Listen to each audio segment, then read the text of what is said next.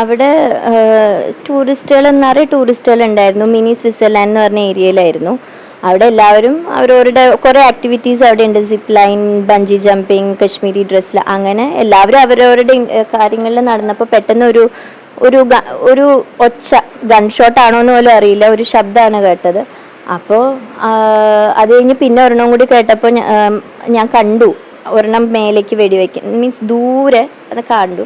അപ്പം മനസ്സിലായി terror attack ആണെന്ന് മനസ്സിലായി. അപ്പം നമ്മളെല്ലാവരും, ഞാനും അച്ഛനും മക്കളും കൂടി ഞാൻ നിലത്തേക്ക് കിടത്തി. അമ്മ ഉണ്ടായിരുന്നില്ല കൂടെ, കിടത്തി.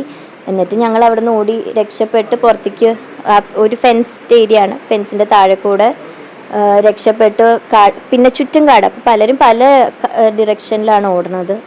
അങ്ങനെ ഓടി വന്നപ്പോൾ ഒരു ടെററിസ്റ്റ് പുറത്തേക്ക് വന്നു. ആ പ്രെമിസിസിൻ്റെ ഉള്ളിൽ നിന്ന് ഈ ഓടുന്ന ആൾക്കാരുടെ അടുത്തേക്ക് വന്നിട്ട് എല്ലാവരോടും കിടക്കാൻ പറഞ്ഞിട്ട് നമുക്ക് കേൾക്കണില്ല എന്താ ചോദിക്കണേന്ന് അപ്പോൾ നമ്മൾ പല ഗ്രൂപ്പ് ആവില്ല ഇപ്പോൾ ഇവിടുന്ന് ഓടിക്കഴിഞ്ഞാൽ. അപ്പോൾ നമ്മളങ്ങനെ ഫ്രോസൺ ആവില്ല, അവിടെ ഷൂട്ട് ചെയ്തു, എന്തോ ചോദിക്കണു, ഷൂട്ട് ചെയ്യണു.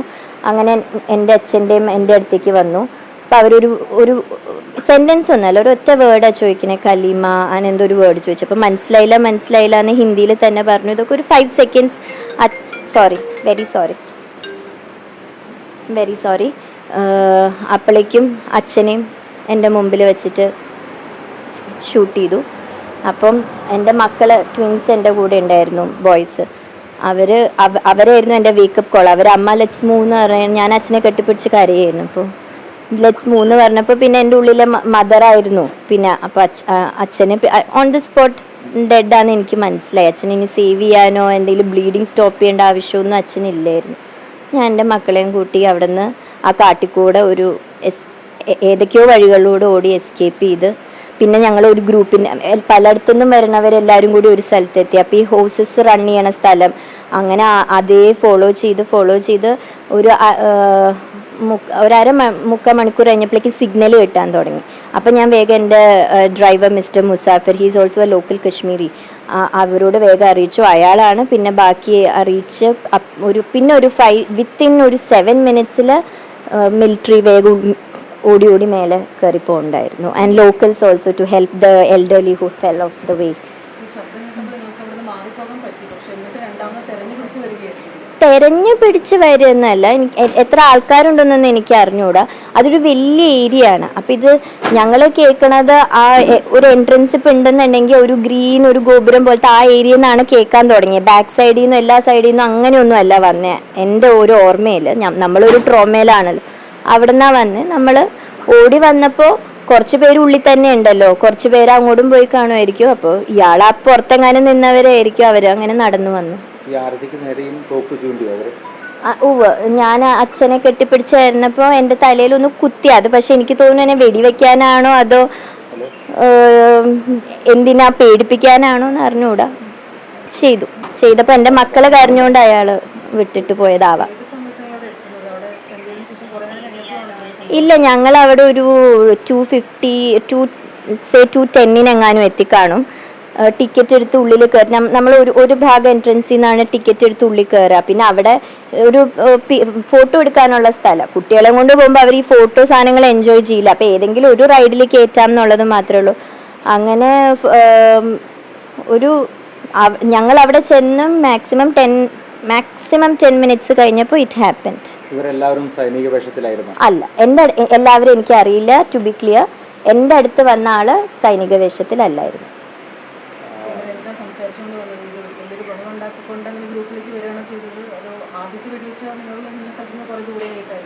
അതെ, ആദ്യത്തെ വെടിവെച്ച ദൂരെയായിട്ടായിരുന്നു. എന്ത് ശബ്ദം, പടക്കം പൊട്ടണ പോലത്തെ. അപ്പൊ ഇവിടെ ആരും ഈ മലയുടെ മേലെ പടക്കം പൊട്ടുക എന്നുള്ള.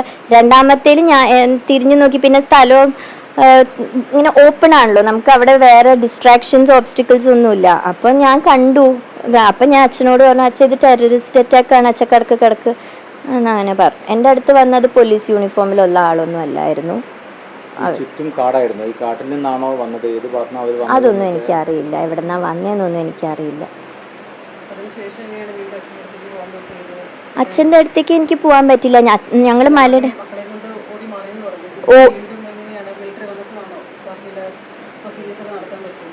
അല്ല, ഓടി മലയുടെ മേലെയാണ് ഇറ്റ് ഹാപ്പൻഡ്.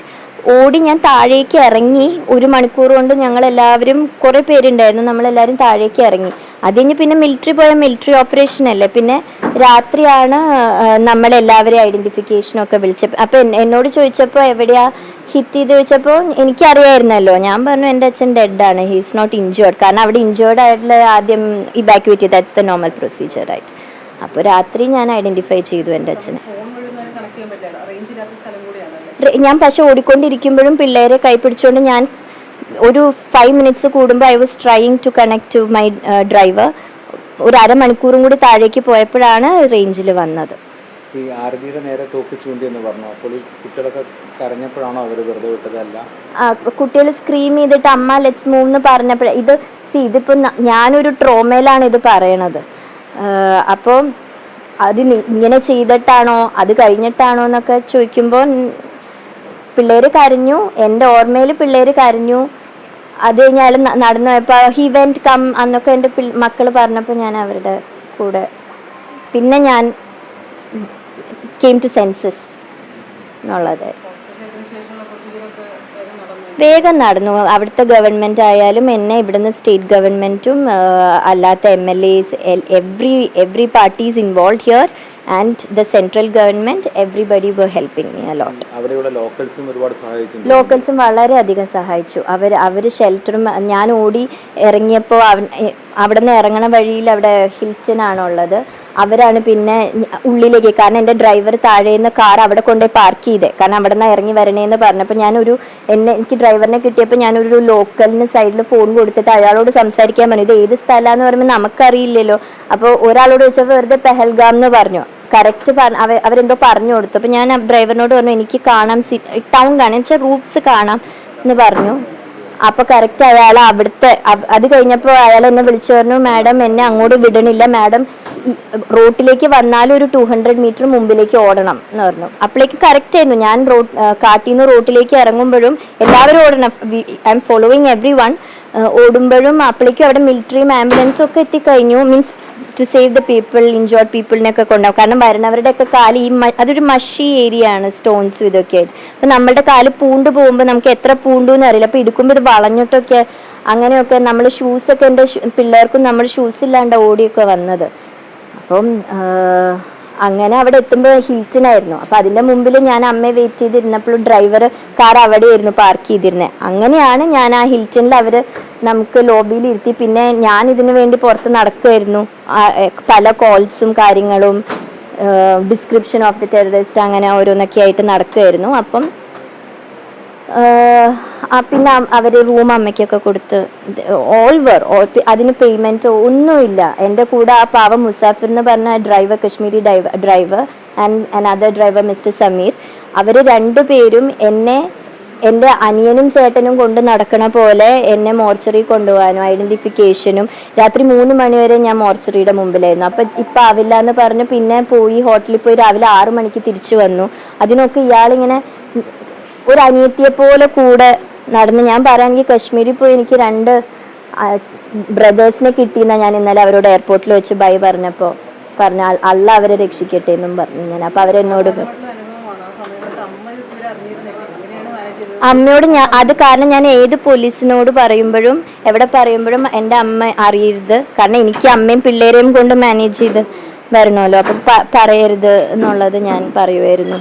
അപ്പോൾ പിന്നെ ഞാൻ മീഡിയാസിനെ very sorry to say that എന്നെ ആ സമയത്ത് കുറേ മീഡിയാസ് വിളിച്ചിരുന്നു. ഞാൻ എല്ലാവരെയും കട്ട് ചെയ്തു. I didn't entertain any call. മീഡിയാസിനെ ഹോട്ടലിലും ഞാൻ അഡ്മിറ്റ് ചെയ്തിരുന്നില്ല. പിന്നെ ഹോട്ടലിൽ ഞാൻ എത്തുന്നതിന് മുമ്പ് I had asked the TV connections to be removed. Srinagar എയർപോർട്ടിലെ TV കണക്ഷൻസ് ഞാൻ റിമൂവ് ചെയ്യാൻ പറഞ്ഞു. സോ അമ്മ don't see the news. And ലോഞ്ചിൽ എല്ലാ വിക്ടിംസും വന്നിരിക്കുമ്പോൾ ഐ വെൻറ്റ് വിത്ത് അമ്മ to the normal gate area. അപ്പോൾ അമ്മയ്ക്ക്, കാരണം അവിടെ വരുന്നത് ഇപ്പം ഞങ്ങൾ ഇരിക്കുന്ന പോലത്തെ ട്രോമയിലുള്ള ആൾക്കാരാണ്. ഞാൻ was pretending to be strong. അച്ഛൻ ഹേർട്ടായി എന്നാണ് പറഞ്ഞത്. അപ്പോൾ അച്ഛൻ മെഡിക്കൽ ട്രീറ്റ്മെൻറ്റ് വേണം, അതിന് കൊണ്ടുവരണമെന്നാണ് അമ്മയോട് പറഞ്ഞത്. അങ്ങനെ അമ്മയെ മാനേജ് ചെയ്തു. അല്ല, ഞാനിപ്പോൾ കുറച്ച് നാളായിട്ട് റീസെൻ്റ്ലി റീലൊക്കേറ്റഡ് ആണ് ഇവിടെ ഫോർ എ ടെമ്പററി റീസൺ. അപ്പോൾ ഇവിടെ ഉണ്ടായിരുന്നപ്പോൾ ഇപ്പോൾ കുട്ടികൾക്ക് സമ്മർ വെക്കേഷൻ ആയതുകൊണ്ട് വി പ്ലാൻ ദ ട്രിപ്പ്. ആ ദിവസം രാവിലെയാണോ അവിടെ എത്തിയത്? അല്ല, തലേ ദിവസം വൈകുന്നേരം എത്തി. 21-ാം തീയതി വൈകുന്നേരം എത്തി. വലിയ ആഗ്രഹത്തിന്റെ പുറത്ത് അങ്ങനെ കാശ്മീരിൽ അങ്ങനെ പ്ലാൻ ചെയ്ത് പോയതാണോ? അച്ഛൻ പേട്രിയോട്ടിക് ആണ്. അച്ഛന് അങ്ങനെ സ്ഥലങ്ങളോടോ അങ്ങനെയല്ല. പക്ഷെ അച്ഛൻ നമ്മളുടെ കൂട്ടത്തിലും ഒക്കെ അങ്ങനെ അച്ഛൻ്റെ ആഗ്രഹത്തിന് പോയൊരു ട്രിപ്പ് അങ്ങനെയല്ല, ഫാമിലി ആയിട്ട് പ്ലാൻ ചെയ്ത് പോയൊരു ട്രിപ്പ്.